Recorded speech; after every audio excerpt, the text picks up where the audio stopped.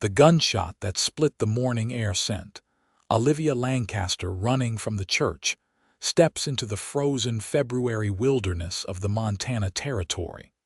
Her wedding dress, abandoned inside along with the man who had tried to claim her against her will. She did not know where she was running, only that her feet carried her away from Presidio, away from the trading post settlement that had become her prison, away from everything familiar into the pine forests that stretched endlessly toward the mountains. Her thin cotton dress, the one she had worn beneath the heavy wedding gown, offered no protection against the biting cold of 1876's harshest winter in memory. The wind cut through the pale blue fabric as though it were made of nothing at all. Olivia's breath came in ragged gasps as she stumbled through snowdrifts that reached her knees. Behind her, she could hear shouting, the voices of men organizing a search. Her uncle would be furious. The marriage contract he had signed with Marcus Trent represented a small fortune, land holdings that would expand the Lancaster name throughout the territory. But Olivia had seen the bruises on Marcus's previous wife before the woman had died under mysterious circumstances last spring. She had heard the whispers. When Marcus had grabbed her arm that morning before the ceremony, his fingers digging into her flesh hard enough to leave marks, she knew she would rather freeze in the wilderness than bind herself to such a man. The forest grew denser as she climbed higher into the foothills. Her leather shoes, meant for church floors and drawing rooms, were already soaked through. Her feet had gone numb. The thin dress clung to her body, damp with snow and perspiration from her desperate flight. She had no plan, no destination, only the primal need to escape. The voices behind her faded, replaced by the whisper of wind through pine branches and the distant cry of a hawk. She did not know how long she walked. Time became meaningless in the white landscape. Her dark hair, once pinned elaborately for the wedding, had come loose and whipped around her face. Ice crystals formed on the strands. Her lips were chapped and bleeding. When she finally stumbled and fell into a drift too deep to easily climb from, she wondered if this was how her story would end, frozen and alone in the Montana wilderness at 21 years old. That was when she heard the crack of a branch behind her. Olivia's heart hammered as she struggled to turn, to see what new threat approached. A bear, perhaps, or a mountain lion. Either would be quicker than freezing to death. But the figure that emerged from between the towering pines was neither animal nor one of Marcus's search party. He was a man, but unlike any man Olivia had encountered in her sheltered life. He stood well over 6 feet tall, his body a wall of solid muscle beneath a heavy bearskin coat. His shoulders were so broad they seemed to block out the filtered sunlight. Dark hair fell past his collar, and a thick beard covered the lower half of his face. His eyes, a startling gray like storm clouds, assessed her with an intensity that made her breath catch. He carried a rifle in one hand as easily as most men carried a walking stick, and a pack was slung across his back. Everything about him spoke of raw power, of a man who had carved out an existence in these unforgiving mountains through sheer strength and will. "You are lost," he said. His voice was deep, roughened by years of solitude but not unkind. It was a statement, not a question. Olivia tried to respond, but her teeth were chattering too violently. She managed only a nod. The man's eyes traveled over her, taking in the thin dress, the inadequate shoes, the blue tinge to her lips. His expression darkened. "You will die if you stay out here."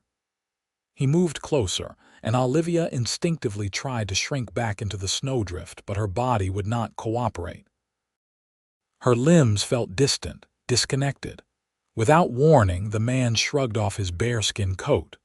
The action revealed arms thick with muscle beneath a worn flannel shirt, a chest like a barrel. He had survived in these mountains through physical prowess and knowledge, that much was clear. He crouched beside her, moving with surprising grace for his size, and wrapped the heavy coat around her shoulders. The warmth was immediate and shocking. The coat still held his body heat, and it enveloped her like an embrace. It smelled of wood smoke and pine, of leather and something indefinably masculine.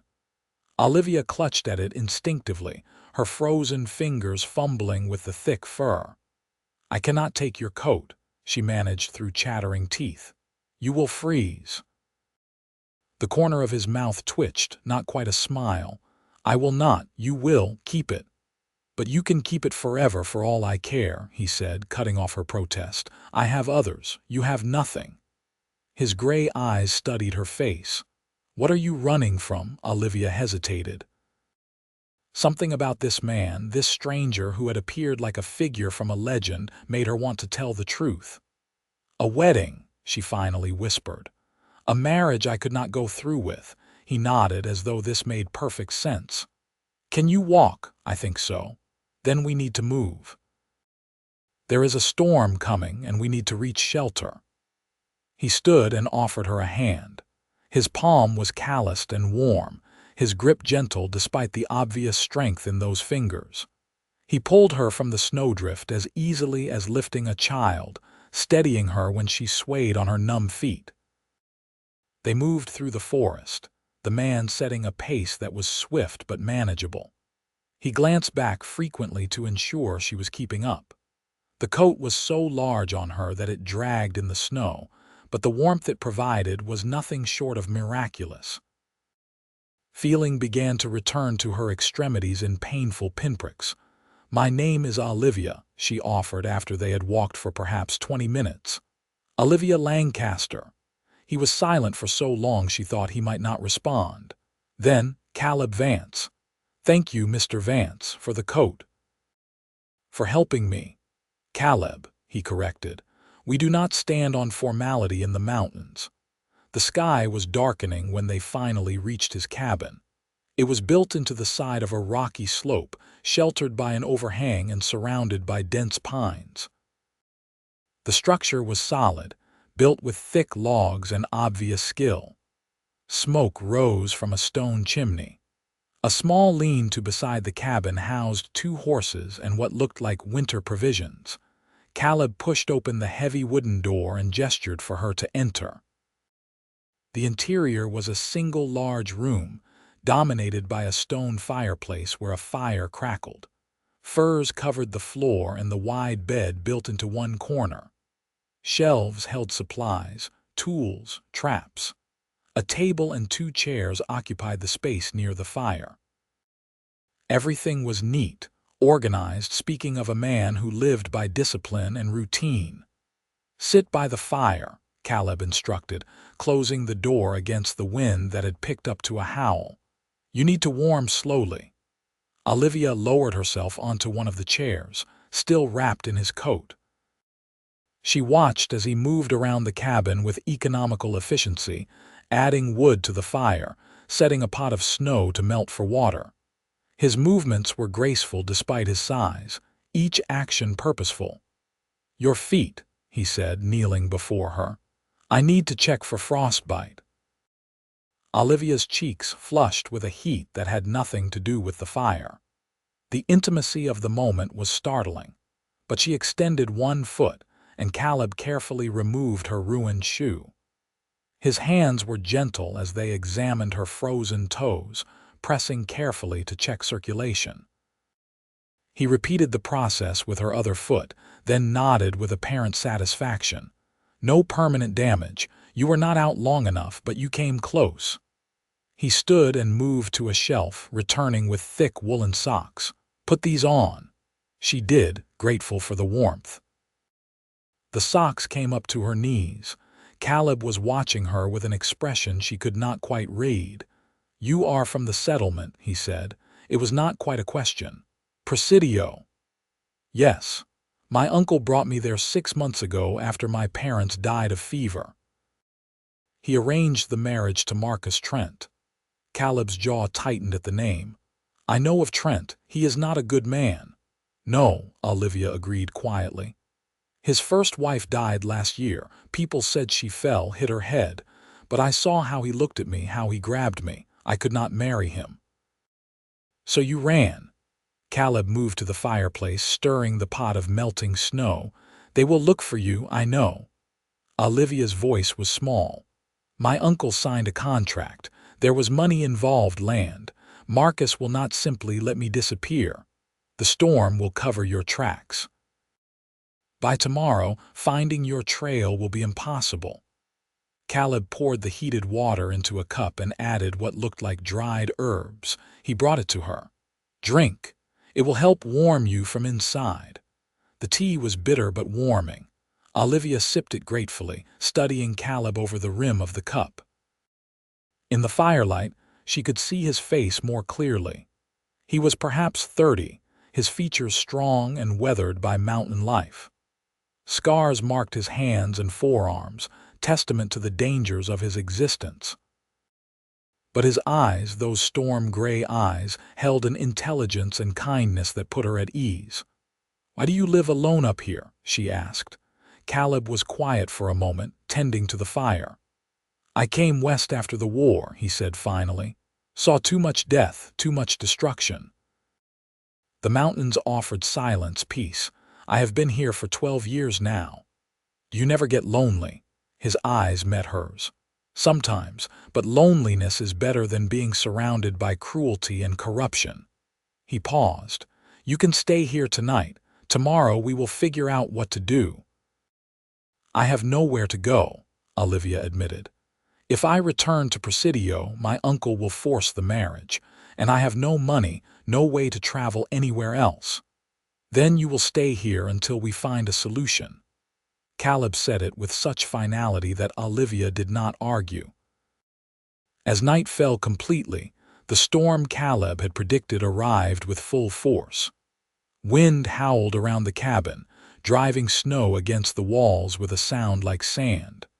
But inside, the fire kept the space warm and comfortable.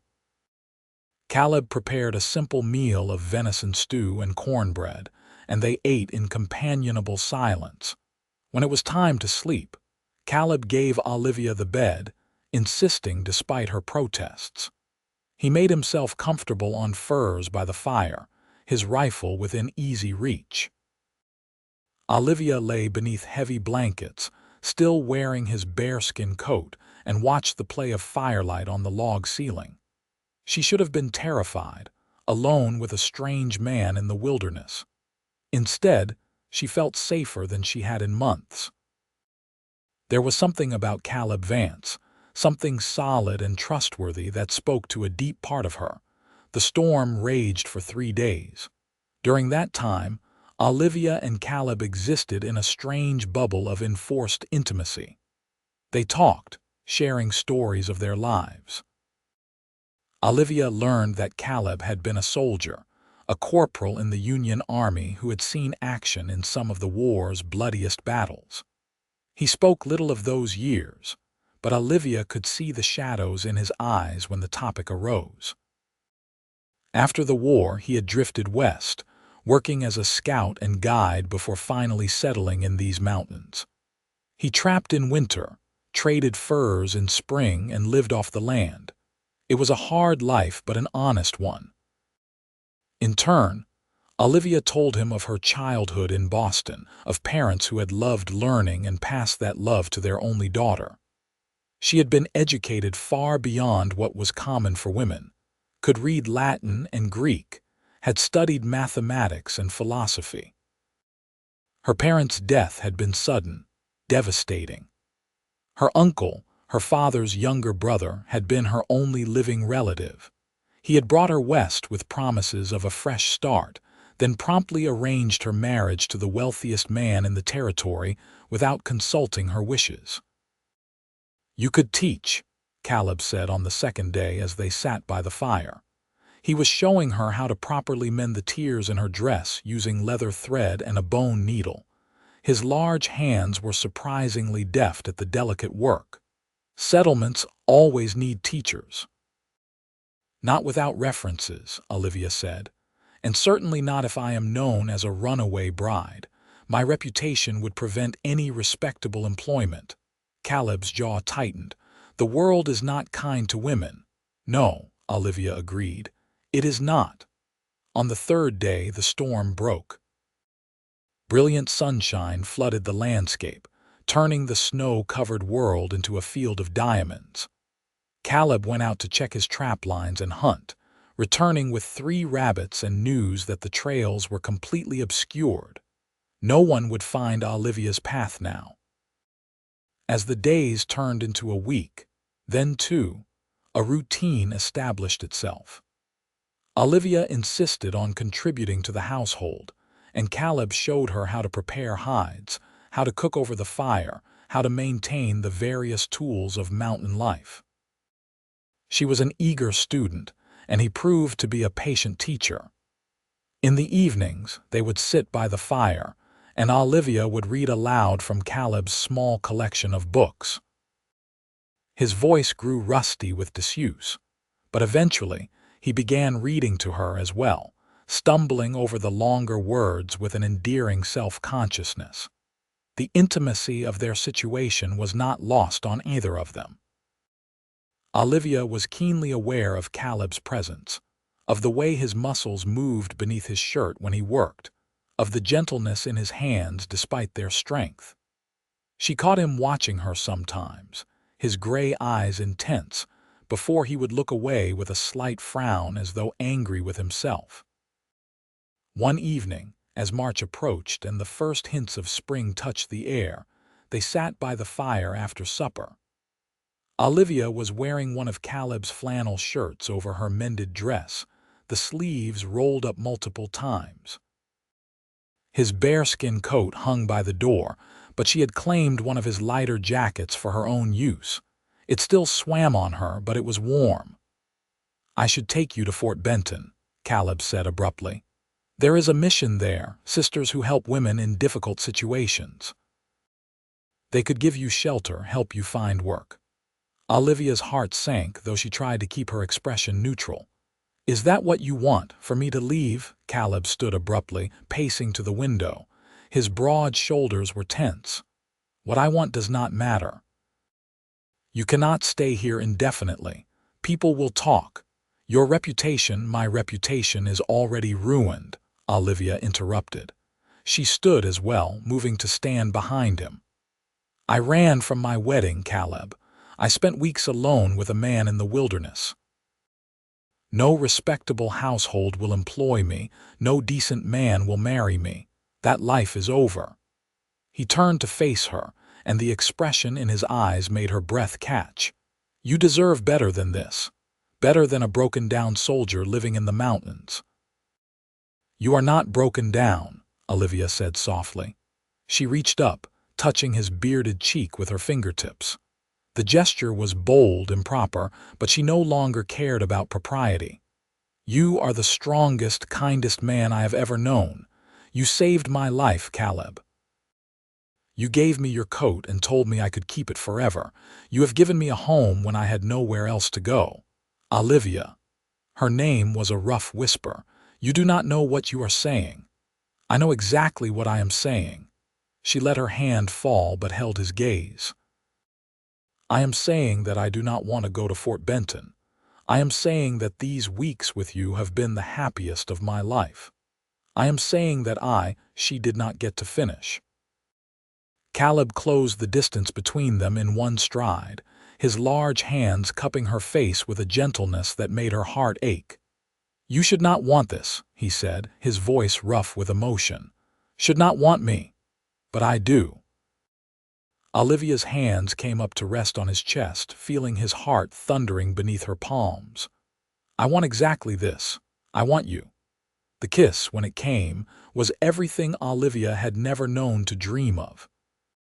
Caleb's lips were soft despite the roughness of his beard, his touch reverent as though she were something precious and fragile. She rose on her toes, winding her arms around his neck, and felt his arms encircle her waist, pulling her close against the solid wall of his body. She felt safe and desired and perfectly, completely right. When they finally broke apart, both breathing hard, Caleb rested his forehead against hers. "I have nothing to offer you," he said. "No wealth, no position. Just this cabin and a hard life in the mountains." "That is all I want," Olivia assured him. "I do not need wealth or position. I need you, Caleb, just you." "Then stay," he said, the words almost a plea. "Stay with me, be my wife if you will have me." "Yes." The word was barely more than a breath. "Yes, I will have you, today, tomorrow, forever." They were married 3 weeks later by a traveling preacher who came through the mountain passes. The man asked no questions about why a refined young woman was living in a mountain cabin with a trapper, merely performed the ceremony with good cheer and accepted payment in furs. Olivia wore her mended dress and a crown of early spring flowers Caleb had ridden for hours to find. Caleb wore his cleanest shirt and had trimmed his beard. His hands shook slightly as he slid a simple band of gold onto Olivia's finger, a ring he had fashioned himself from a nugget found in a stream. Their wedding night was tender and sweet, Caleb's strength tempered by gentleness, as he introduced Olivia to the physical side of marriage. Afterward, they lay tangled together in the wide bed, and Olivia traced the scars on his chest with her fingertips. "Tell me about this one," she said, touching a puckered mark below his ribs. "Bayonet, Chancellorsville." His voice was drowsy content. "Nearly died from infection after." "And this," a long white line across his shoulder. "Grizzly bear, my second year in the mountains, taught me to be more careful around cubs." Olivia pressed a kiss to the scar. "I am glad you survived," she whispered. "Glad you were here to find me that day." Caleb's arms tightened around her. "Fate," he said. "Has to be. What else would bring a Boston lady into my path?" As spring unfurled across the mountains, Olivia discovered a happiness she had never imagined possible. Life with Caleb was hard work but deeply satisfying. She learned to shoot his rifle, to set snares, to identify edible plants and medicinal herbs. Her hands, once soft and suited only for needlework and turning pages, grew calloused and capable. She learned to bake bread in the Dutch oven, to smoke meat, to tan hides until they were supple and useful. Caleb proved to be an attentive and loving husband. He never raised his voice to her, never lifted his hand except in tenderness. He consulted her on decisions, valued her opinions, encouraged her to read and study. In the evenings, they would sit together and discuss philosophy, politics, literature. Caleb's formal education had been limited, but his mind was sharp and curious. He loved hearing Olivia's thoughts on the books they read together, and his perspectives, shaped by war and wilderness, often gave her new ways of thinking about familiar texts. One morning in late April, as they worked together repairing the cabin's roof, Olivia paused to watch her husband work.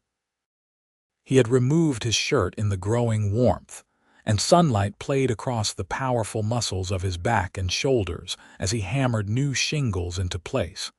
She felt a surge of love so intense it almost frightened her. "What are you looking at?" Caleb asked, glancing down at her with a slight smile. "My husband," Olivia replied, returning his smile, "and thinking about how lucky I am." He climbed down the ladder and pulled her into his arms, heedless of his sweaty state. "I am the lucky one," he said, kissing her thoroughly.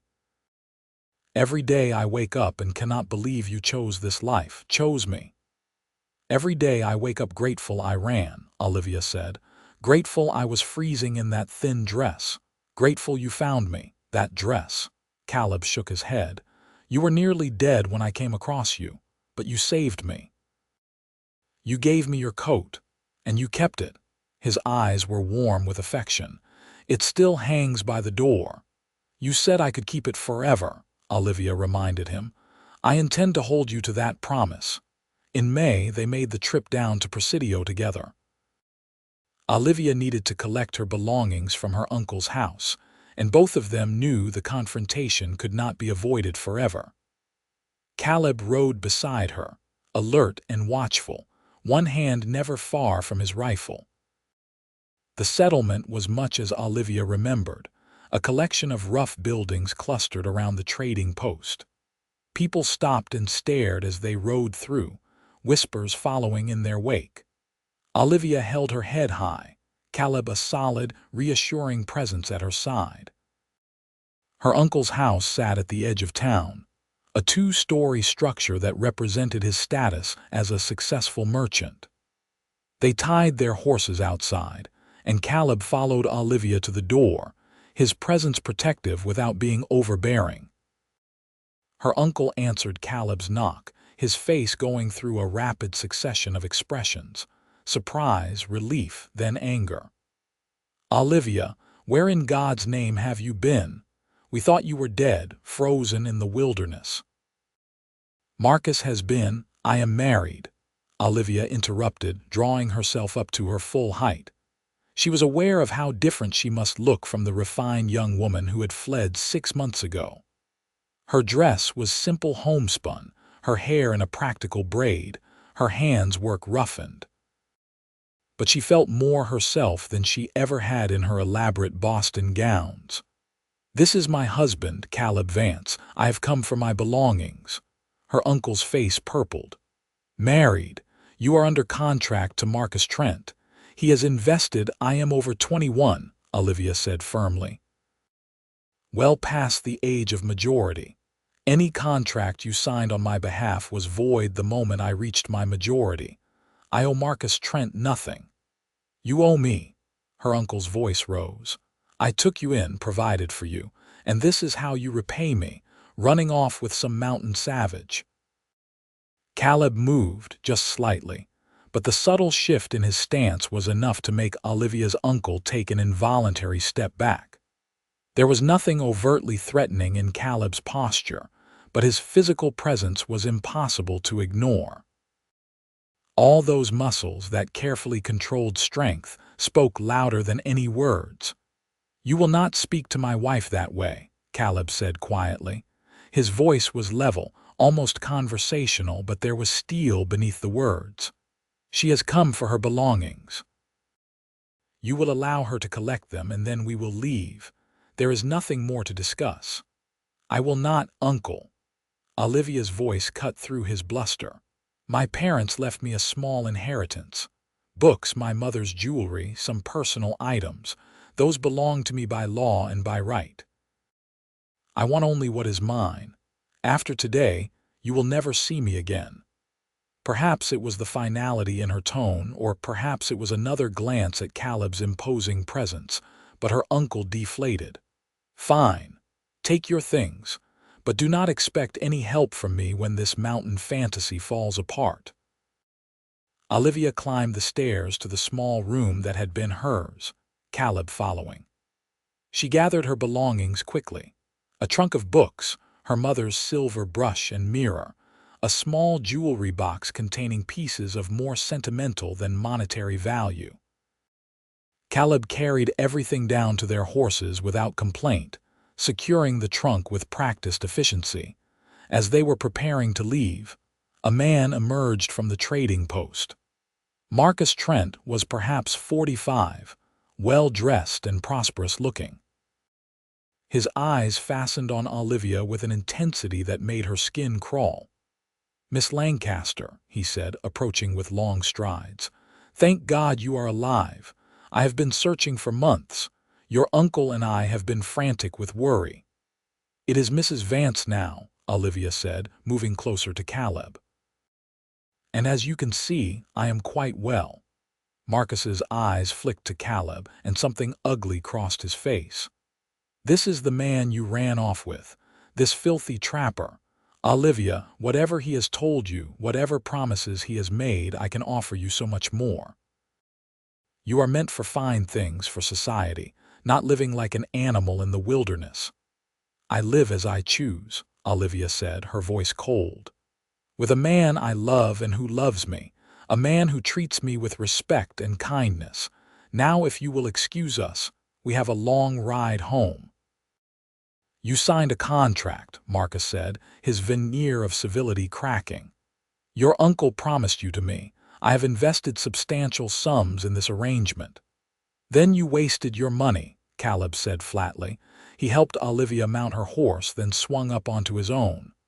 "The lady has made her choice. Honor it." Marcus's hand moved to his hip where a pistol was holstered. "You have no right to interfere in matters that do not concern you."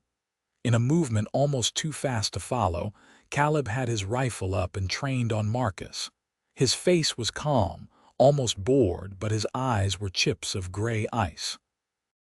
"The matter of my wife's safety concerns me very much, and I am a much better shot than you are, Trent.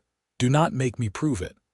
For a long moment the tableau held, Marcus with his hand on his pistol, Caleb with his rifle steady, Olivia on her horse between them. Then Marcus's hand fell away. "This is not over," he spat. "It is," Caleb said. He lowered his rifle but kept it across his saddle.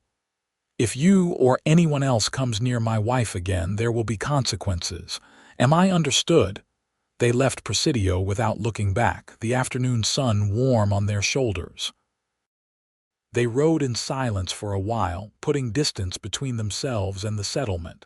Finally, Olivia spoke. "Thank you," she said quietly, "for standing with me, for protecting me." Caleb reached across and took her hand, their horses walking side by side. "Always," he said simply. "For as long as I live, I will stand between you and any threat. That is my vow to you." Summer in the mountains was glorious. Wildflowers carpeted the meadows, and the air was sweet with the scent of pine and fresh grass. Caleb taught Olivia to fish in the cold mountain streams, to track deer through the forest, to read the signs of coming weather in the clouds and wind. She proved to be a quick study, her natural intelligence and determination serving her well. They fell into an easy rhythm, working together to maintain their homestead. Caleb expanded the cabin, adding a small room that could serve as a study for Olivia, with shelves for her books and a desk he built with his own hands. He brought her wildflowers for no reason, left small gifts of carved wood on her pillow. She mended his clothes with careful stitches, prepared his favorite meals, sat with him in the evenings reading aloud or simply enjoying the comfortable silence that comes with true companionship. In July, Olivia began to suspect she was pregnant. She said nothing at first, wanting to be certain, but when 2 months had passed with no sign of her courses, she could no longer deny the truth. One evening, as they sat watching the sunset paint the mountains in shades of gold and purple, she took Caleb's hand and placed it on her still flat stomach. "There is something I need to tell you," she said, her heart racing. Caleb looked at her, his gray eyes searching her face. "You are well." "Not ill, I am perfectly well," she smiled, feeling joy bubble up inside her. "I am with child, Caleb. We are going to have a baby." The expression that crossed his face was one of pure, unfiltered joy. He pulled her into his arms, holding her so gently as though she might break. "A baby," he whispered. "Olivia, are you certain as I can be without a doctor?" She leaned back to look at him. "Are you happy?" "Happy," he laughed, the sound rich and full. "I am beyond happy, terrified but happy. A father, I am going to be a father." Over the following months, Caleb became even more protective, if such a thing were possible. He insisted Olivia rest more, though she protested that she was not fragile. He made the trip down to Fort Benton to consult with the doctor there, returning with books on childbirth and infant care. Together, they read through the medical texts, preparing as best they could for the arrival of their child. Caleb built a cradle from smooth pine, sanding it for hours until there was not a single splinter. Olivia sewed tiny clothes from soft fabric he brought back from his trading trips. They argued good-naturedly about names. Caleb favoring strong traditional names while Olivia wanted something with meaning, something that spoke to their story. As autumn painted the mountains in brilliant colors, Olivia grew round with their child. She moved more slowly now, her balance affected by the weight she carried. Caleb was constantly hovering, ready to steady her if she stumbled, to help her sit or stand. His large hands would rest on her belly, marveling at the movements of their child. "Strong," he would say with pride when the baby kicked. "Going to be a fighter like his mother." Or her mother, Olivia would remind him with a smile. Winter arrived early that year, snow falling in earnest by late October. Caleb made sure they were well prepared, with ample food stored and firewood stacked high. He arranged for a woman from a nearby settlement, a midwife named Mrs. Callahan, to come stay with them as Olivia's time drew near. Mrs. Callahan was a stern, capable woman in her 50s who had delivered more babies than she could count. She arrived in early December, pronouncing Olivia healthy and the baby in a good position. Her presence was reassuring, and she regaled them with stories of other births she had attended, both the humorous and the harrowing. Olivia's labor began on a bitter cold night in mid-December, the wind howling around the cabin like a living thing. Caleb paced like a caged animal as Olivia worked through the contractions, Mrs. Callahan coaching her with calm efficiency. The labor was long and difficult, and there were moments when Caleb, hearing Olivia's cries of pain, looked ready to burst through the door. Mrs. Callahan had firmly shut in his face. "You are doing wonderfully," Mrs. Callahan said, holding Olivia's hand through another contraction. "Not much longer now, dear. Your baby is almost here." And then, just as dawn was breaking, painting the snow-covered world in shades of pink and gold, a thin wail filled the cabin. Olivia fell back against the pillows, exhausted and exhilarated, as Mrs. Callahan announced, "You have a son, a beautiful, healthy boy." Mrs. Callahan cleaned the baby and wrapped him in soft blankets before finally opening the door to allow Caleb inside. He approached the bed hesitantly, his eyes wide as he looked at Olivia holding their newborn son. "A boy," Olivia said softly, tears streaming down her face. "Caleb, come meet your son." He knelt beside the bed, his large, calloused finger gently touching the tiny hand that emerged from the blankets. The baby's fingers curled around his father's finger with surprising strength. Caleb's breath caught, and when he looked up at Olivia, his eyes were wet with tears. "He is perfect," Caleb whispered. "You are amazing. I cannot believe you did this." "We did this," Olivia corrected. She shifted carefully, making room for Caleb to sit beside her. "What should we name him?" They had discussed names endlessly but never quite settled on one.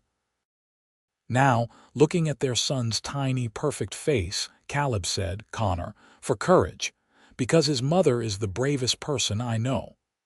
"Connor Vance," Olivia tested the name. "I love it." Connor proved to be a healthy, hungry baby who kept them both busy. Caleb, who had faced down bears and survived war, approached fatherhood with endearing uncertainty. He held Connor as though the baby might shatter, changing diapers with exaggerated care, constantly checking to make sure his son was breathing. Olivia found his devotion touching and often woke in the night to find Caleb standing over the cradle, simply watching their son sleep. As winter deepened, their little family found its rhythm. Olivia recovered her strength while Caleb took over most of the household tasks, insisting she rest and focus on nursing Connor. In the quiet hours of early morning, when Connor would wake hungry and Caleb would bring him to Olivia, they would sit together in the firelight, marveling at what they had created. "You ever regret it?" Caleb asked one such morning, his voice quiet so as not to wake the baby nursing contentedly. "Running from your wedding, ending up here with me," Olivia looked at him in surprise. Never, not for a single moment. How could I regret this? She gestured around the cabin at their life together. I have everything I ever wanted right here. You could have had so much more. Fine dresses, a big house, society. I have so much more, Olivia corrected. I have love. Real, honest love. I have a husband who respects me, who treats me as an equal. I have a beautiful son. I have freedom to think and speak and be myself. What could possibly be finer than that? Caleb leaned over and kissed her gently. I love you, he said, more than I knew it was possible to love another person. And I love you, Olivia replied. Forever, remember, like the coat you gave me that first day. Spring came again, as it always does, and with it came the melting snows and the promise of new life. Connor was growing, becoming more alert and interactive. His eyes had settled into the same stormy gray as his father's, and he had a cap of dark hair. He was fascinated by everything, reaching for whatever was near, gurgling and cooing with delight at the world around him. Caleb took Connor outside on mild days, carrying him securely as he showed his son the mountains, the streams, the wildlife. He spoke to Connor constantly, telling him about the land, about tracking and hunting, about honor and integrity. Olivia would watch from the cabin doorway, her heart full to bursting at the sight of her powerful husband cradling their tiny son with such tenderness. In May, they had an unexpected visitor. A rider approached the cabin one afternoon, and Caleb tensed, his hand moving to his rifle before he recognized the man. It was Sheriff Williams from Fort Benton, an older man Caleb had helped track a horse thief the previous year. Vance, the sheriff said, dismounting. Mrs. Vance. He tipped his hat to Olivia, who had emerged from the cabin with Connor in her arms. Hope I am not intruding. You are always welcome, Sheriff, Caleb said, though his posture remained wary. What brings you all the way up here? The sheriff's expression was grave. Thought you should know. Marcus Trent is dead, killed in a gambling dispute down in Virginia City 3 weeks ago. Olivia felt a weight she had not fully acknowledged lift from her shoulders. Dead? Yes, madam. Got into an argument over cards, drew on the wrong man. The other fellow was faster. The sheriff looked at her kindly. Your uncle is also deceased, passed about a month back from a heart ailment. I know there was bad blood there, but thought you should know. There is also the matter of your uncle's estate. Seems he left everything to you, being his only living kin. It is not much, mostly the house and store inventory, but the lawyer in Presidio has been trying to locate you. Olivia and Caleb exchanged glances. I want nothing from him, Olivia said firmly. Let the town have it or auction it off. The money can go to building a school or something useful. If that is your wish, the sheriff said, though I would suggest you at least look through the house. There may be personal items, things of your parents that you would want to keep. After the sheriff left, declining their invitation to stay for supper with the excuse of needing to return before nightfall, Olivia and Caleb sat together on the bench outside the cabin. Connor dozed in his mother's arms, lulled by the warm spring sunshine. We should go, Caleb said finally. Not for your uncle's sake, but for your parents. The sheriff is right.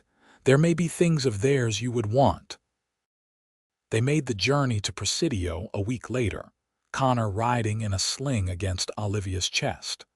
The town was much as they remembered, though Olivia felt like she was looking at a different world. The woman who had run from her wedding in a thin dress no longer existed. In her place was someone stronger, more certain of who she was and what she wanted. Her uncle's house was dusty and sad, smelling of disuse. They went through it room by room, Olivia selecting items with care. Her mother's favorite shawl, her father's collection of history books, a silver picture frame containing a portrait of her parents on their wedding day. In the attic, they found a trunk of her mother's things that her uncle had apparently never bothered to open. Inside were letters, journals, small keepsakes that brought tears to Olivia's eyes. They donated most of the furniture and household goods to families in need, sold the store inventory, and arranged for the house itself to be sold with the proceeds going toward building the school Olivia had suggested. The lawyer handling the estate was impressed by her generosity, and word spread through the settlement of the mountain man's wife who had given away a fortune without a second thought. As they rode home, the setting sun painting the mountains in shades of gold, Olivia felt at peace. That chapter of her life was truly closed now.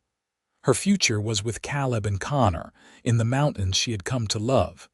The years that followed were filled with joy and hard work, laughter and love. Connor grew into a sturdy, curious boy who followed his father everywhere, learning to track and hunt and survive in the mountains. When he was 3, Olivia gave birth to a daughter they named Clara, for clarity, because she had brought such clear purpose to their lives. Clara was followed 2 years later by a second son, James, named for Caleb's father who had died when Caleb was young. Their cabin grew to accommodate their growing family, rooms added as needed, always built with Caleb's careful hands and attention to detail. Olivia taught all 3 children to read and write, using her mother's books and her own extensive knowledge. They learned mathematics and history, geography and science.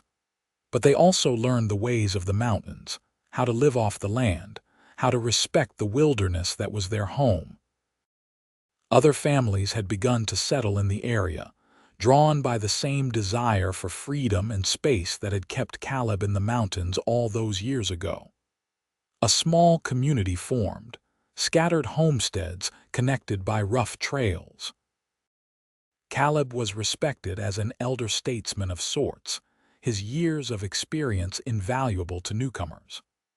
Olivia found herself teaching not just her own children but others as well, holding informal classes in their cabin during the long winter months. On their 10th anniversary, Caleb took Olivia riding up to a high meadow he had discovered years before. They left the children with a neighbor, Mrs. Hartley, who had become a good friend. It was summer, and the meadow was carpeted with wildflowers in every color imaginable. "This is beautiful," Olivia breathed, dismounting. "How have you never shown me this place before?" "I was saving it," Caleb said, swinging down from his own horse. He pulled a bundle from his saddlebag and spread a blanket on the ground. They sat together, looking out over the vista of mountains and valleys spread before them. 10 years, Olivia said, leaning against Caleb's solid shoulder. "It feels like both forever and no time at all." "Best 10 years of my life," Caleb said, wrapping an arm around her. "Do you remember that day I found you, shivering in that thin dress, nearly frozen?" "How could I forget?" Olivia smiled at the memory. "You gave me your coat. You said I could keep it forever. And you still have it hanging in our cabin." "Of course I do. It is precious to me. It represents everything, that coat, the moment my life truly began." She turned to look at him, reaching up to touch his bearded cheek. The gray in his hair only made him more handsome to her eyes, the lines on his face testament to a life lived outdoors, lived fully. "You saved me that day, Caleb. In every way a person can be saved. You saved me too," he said seriously. "I was so lonely before you came. I did not even realize how lonely until suddenly I was not anymore. You brought light into my life, Olivia. You and the children. You gave me a reason to be more than just a man surviving in the wilderness. You gave me a purpose." They made love in that high meadow, surrounded by wildflowers and watched over by mountains, reaffirming the bond that had been forged in those early days when she had been a frightened runaway and he had been a solitary trapper. When they finally rode home as the sun was setting, Olivia felt renewed, recommitted to the life they had built together. The children grew, as children do. Connor became tall and strong like his father, with the same steady temperament and skill in the wilderness. At 18, he decided to become a scout, hiring on with the army to help map the territory. Caleb was proud but worried, remembering his own time in uniform. Olivia cried when Connor left but dried her tears quickly, knowing they had raised him to make his own way in the world. Clara, at 15, was beautiful and fierce, able to shoot as well as any man and unimpressed by the young trappers who began finding excuses to visit the Vance cabin. She wanted to be a teacher like her mother, to start a proper school in the growing settlement that had sprung up a few miles from their cabin. James, at 13, was the family intellectual, always with his nose in a book when he was not helping his father with the trap lines. He talked of going to university back east someday, of studying law or medicine. Caleb and Olivia encouraged all of their children's dreams, even as they quietly hoped at least one might choose to stay in the mountains. But more than anything, they wanted their children to have choices, to live lives of their own design rather than having their paths dictated by circumstance or society's expectations.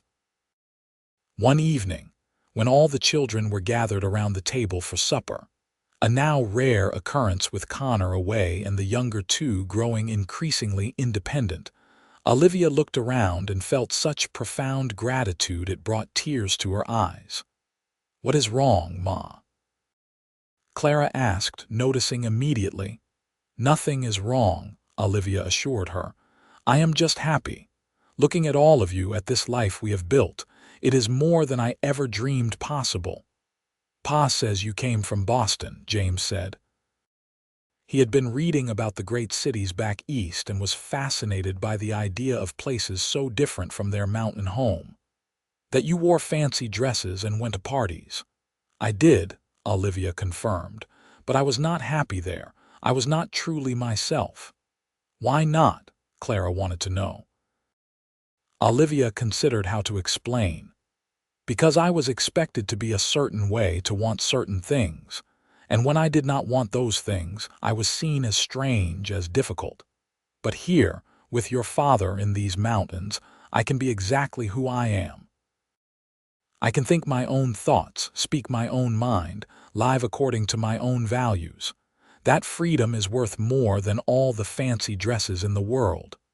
"That is how it should be for everyone," Clara said fiercely. "People should be free to be themselves." "They should," Caleb agreed. "That is why your mother and I have always encouraged you three to follow your hearts, to make your own choices." "Even if those choices take us away from here?" Connor asked quietly. "Even then," Olivia said firmly. "We love you all. We want you to be happy. If happiness means leaving the mountains, then you leave with our blessing." After supper, when the children had scattered to their various pursuits, Caleb and Olivia sat together on the porch in the gathering dusk. This had become their ritual over the years, these quiet moments together at the end of each day. "They are growing up," Caleb said, reaching for Olivia's hand. "Soon it will be just the two of us again." "Are you sad about that?" he considered. "A little, but also looking forward to it.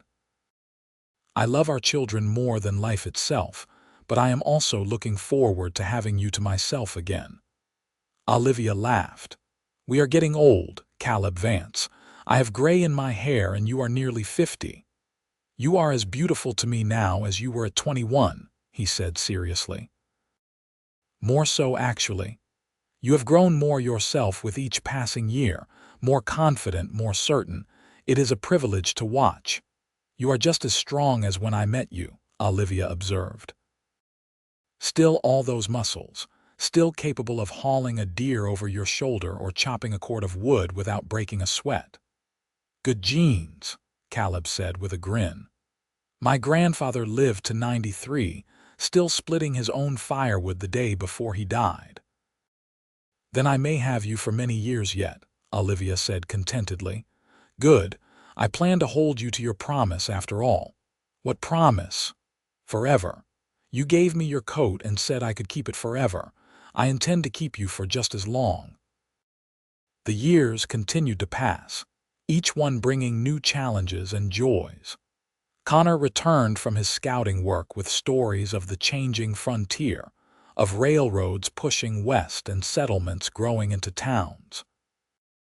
He had met a young woman in Fort Benton, a school teacher named Anna, and brought her to meet his parents.